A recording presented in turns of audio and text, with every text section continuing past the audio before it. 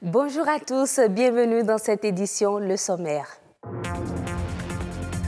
Pentecôte, descente de l'Esprit Saint sur les disciples du Christ. L'événement est célébré ce jour par la communauté chrétienne. C'est également l'occasion pour certaines communautés du Bénin de renforcer le lien de fraternité. Les musulmans, eux aussi, sont en pleine période de jeûne. Pendant 30 jours, tout n'est pas permis. Des comportements sont proscrits. Plus de détails avec le porte-parole de l'imam de la mosquée centrale de Cotonou. Vous le savez, le portable est un allié incontournable aujourd'hui, mais il contient des ondes électromagnétiques qui pourraient avoir des effets néfastes sur la santé. Un spécialiste nous en donne des précisions dans un instant. Aujourd'hui, 20 mai, la communauté chrétienne du Bénin et du monde entier célèbre la Pentecôte. Au même moment, plusieurs autres communautés du Bénin fêtent leur fête identitaire. C'est le cas des filles et fils Hula et Peda. Ils sont actuellement à Grand Popo pour le non-vitia. Auréole Aéon pour le Cap Oussou. Fête chrétienne, célébrée 49 jours après Pâques et 10 jours après l'ascension de Jésus-Christ, la Pentecôte commémore la descente de l'Esprit Saint sur les apôtres. Pour en savoir davantage, il faut se référer au livre des Actes des apôtres dans les Saintes Écritures. Lorsque vous lisez le livre des Actes, notre Seigneur Jésus, avant de partir, il a demandé à ses disciples de rester ensemble et d'attendre la promesse du Père. Et la promesse du Père, c'est le baptême de l'Esprit Saint. Et donc, lorsque nous recevons le baptême de l'Esprit Saint, nous recevons la capacité de saisir la pensée de Dieu et d'opérer au nom de Dieu dans la cité. La Pentecôte suscite engouement et ferveur dans différents cercles religieux. À côté, l'occasion est saisie par certaines communautés pour leur retrouvailles annuelles.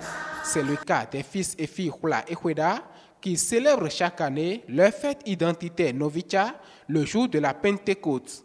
Ce n'est pas un fait de hasard. C'est une date de l'Esprit Saint qui vient habiter tout le monde et en même temps qui nous incite aussi à l'amour, à la fraternité, au partage. Le 97e anniversaire de Novitia, célébré le 20 mai 2018, est placé à dessein sous le signe du renforcement des liens de fraternité entre les fils et filles Hula et Hueda du Bénin et de la diaspora. Le grand amour doit pouvoir impacter le plus grand nombre et seulement être un amour de repli sur soi-même, sur ses frères directs.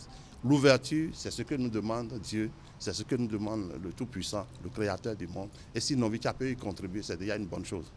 L'ONG Vision Pentecôte est visiblement dans cette logique. Depuis 18 ans, ce creuset organise la Grande Nuit de Pentecôte, un rendez-vous de louange, d'adoration, de prédication et de célébration qui a pour particularité son ouverture au grand public sans distinction d'appartenance religieuse. La Pentecôte n'est pas l'apanage d'un groupuscule religieux. La Pentecôte n'est pas l'apanage d'une dénomination religieuse. C'est la promesse bénie de Dieu pour tous ceux qui devraient le servir dans la cité. C'est le seul moyen de saisir la pensée de Dieu et d'accomplir son dessein dans cette génération. Nous connaissons les choses de Dieu par l'Esprit de Dieu en nous. Et donc, nous devons vivre la Pentecôte. Pour les fidèles chrétiens, la descente de l'Esprit Saint est l'occasion d'authentifier la foi en Christ. Mais la Pentecôte va au-delà d'une fête réservée uniquement aux confessions religieuses. D'une communauté à une autre, les fidèles musulmans étaient nombreux ce vendredi dans les mosquées afin de s'acquitter de leur devoir de ce mois de Ramadan. Occasion pour l'imam de la mosquée centrale de Cotonou de revenir sur les catégories de personnes pour qui le jeûne n'est pas une obligation au cours de ce mois béni. Suivons ici son porte-parole. Il est au micro de Aliou Alaka et Sylvania Tchanou. Dire de mauvaises choses, médire, dire les mensonges, voler, forniquer, tout ce qui est acte mauvais que l'homme connaît et que le bon sens partage, c'est interdit au cours de ce mois. Il y a d'autres personnes aussi pour lesquelles le jeûne n'est pas forcément important. Premièrement, il y a le voyageur, celui qui est en voyage et dont le motif du voyage n'est pas illicite. Deuxième personne, c'est la personne qui est malade. C'est-à-dire qu'au cours du jeûne, vous avez déjà commencé le jeûne le matin et vous sentez qu'il y a un mal qui vous prend. Et dans l'immédiat, si vous ne prenez pas des soins tout de suite, il peut arriver que vous puissiez peut-être succomber de cette maladie-là. Dans ce cas, alors, celui-là, il lui est permis de rompre le jeûne, d'aller se faire soigner afin de retrouver sa santé. La femme qui est enceinte, si elle craint pour la santé de son bébé, également pour sa propre santé, elle n'est pas tenue d'observer le jeûne en ce moment. L'autre personne, c'est la femme qui allait aussi, le vieillard. Un vieillard qui est sous le poids de l'âge ne peut plus supporter le jeûne du matin jusqu'au soir. Toutes ces personnes-là sont des personnes à qui il est permis de ne pas observer le jeûne. Maintenant, il y a d'autres catégories de personnes, surtout les femmes, pour lesquelles c'est déjà interdit d'observer le jeûne. Les femmes qui sont en menstrues ou en louchie, alors elles sont carrément interdites d'observer le jeûne et même de prier. Téléphone portable, encore appelé cellulaire ou mobile. Cet outil de communication a révolutionné le quotidien de tous. En effet, le téléphone portable utilise des ondes électromagnétiques qui ne sont pas sans effet néfaste pour la santé. Jules Akeuikou et Yasmine Damata ont cherché à savoir un peu plus sur ces pathologies liées à l'utilisation du téléphone portable. 2G, 3G ou encore 4G et bientôt 5G. La révolution du téléphone portable ne cesse d'impressionner ses amoureux. Il passe aujourd'hui d'un simple instrument de communication à un objet à tout faire. Ils ont pratiquement toute la journée parce que c'est seulement si j'ai un client ou bien si je veux dormir la nuit, je laisse le téléphone à la charge. Déjà à 8 heures, je suis encore au boulot, donc je suis connectée au Wi-Fi. Je suis tout le temps avec mon téléphone en fait. Moi, je suis un artisan, donc avec mon téléphone portable, j'arrive à joindre automatiquement mes clients. Quand je le perds 5 minutes, c'est comme si je ne suis plus dans la vie. Je n'arrive pas à rester sans mon portable pendant 2 jours. Vraiment, je suis stressée. C'est comme si il y a un truc qui me manquait. Je ne me sens pas bien, quoi. Je me dis qu'il y a des trucs qui partent, des offres d'emploi que je rate, des trucs comme ça, quoi. On arrive aujourd'hui à faire beaucoup plus de choses avec un smartphone qu'on peut le faire sur un ordinateur. Ce qui fait qu'aujourd'hui, moi, mon téléphone est tout le temps près de moi. Un outil de travail, un compagnon.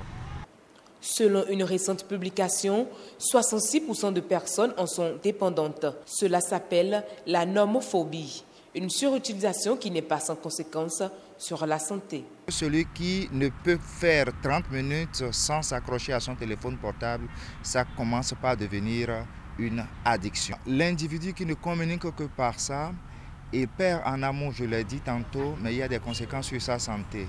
Les ondes émises par ces téléphones peuvent créer beaucoup de dégâts sur le système visuel, mais également sur le système nerveux central. Les effets à long terme de l'utilisation abusive du téléphone portable sur le système nerveux central va se traduire non seulement par le développement de cancer. La maladie de Parkinson, on ne le sait pas encore très bien. Vous savez que c'est une maladie qui, le principal neuromédiateur, c'est la dopamine. On sait que ça peut engendrer à long terme beaucoup de maladies neurodégénératives. Pour celui qui est accro à l'utilisation des téléphones portables, il y a un manque d'attention assez important, surtout pour les jeunes qui étudient. Ça peut réduire leur capacité de mémorisation. Pour contourner cette dépendance, certains jeunes font recours à des astuces. J'arrive à l'éteindre de temps en temps dans la journée. Des fois, quand j'ai envie de faire ma sieste, moi j'éteins le téléphone carrément. Quand tu vas au boulot, par exemple, il y a certains boulots, tu ne dois pas utiliser ton téléphone. Donc, on essaie de faire avec. Tu restes là de 8h à midi, tu ne peux pas utiliser le téléphone. Donc, on apprend petit à petit, à cause du boulot aussi. Avec la mondialisation, le téléphone reste et demeure aujourd'hui un outil incontournable de travail. Mais ne pas en abuser serait l'idéal pour préserver sa santé. Sauver la planète avec le cœur, c'est l'appel lancé par le scientifique Hubert Reeves. C'est à travers un documentaire intitulé « La Terre vue du cœur » que la réalisatrice demande à protéger la planète. Le récit de Dieudonné Abimbola. Hubert Reeves est optimiste. Sauver la planète est une affaire de cœur. Le spécialiste engagé dans la défense du vivant parie que les humains sont capables d'invoquer leurs émotions pour contrer leur intelligence destructrice. La Terre, on l'a beaucoup détériorée. On ne retrouvera jamais la Terre telle qu'elle était il y a 200 ans. Mais il y a des possibilités de faire qu'elle reste habitable. Ça va poser beaucoup de problèmes. L'écologie, ce n'est pas un grand problème. C'est 1 million de petits problèmes concrets qui se posent. Mais pour les aborder... Il faut agir par amour, résume celle qui a choisi pour incarner ce message, le scientifique de 85 ans. Donc, quand on demande si est-ce que ça va mieux ou pire, je dis les deux. La phase de destruction se poursuit. On coupe la forêt, on vide les océans de leurs poissons, ça se poursuit. Il faut être réaliste, il faut bien voir que ça se poursuit. La 6e extinction est réelle et elle se poursuit. Mais de l'autre côté naît une force de restauration qui, d'une part, vient du fait que la conscience, la connaissance de ces phénomènes se propagent un peu partout et que de plus en plus de gens d'initiative se prennent. Appelant à parler des bonnes nouvelles pour garder le moral des troupes, il évoque le développement des énergies renouvelables, l'accord de Paris sur le climat et paradoxalement l'élection de Donald Trump. C'est la fin de cette édition. Merci de votre fidélité. Bonne fête de Pentecôte à tous les chrétiens. On se retrouve à 19h45.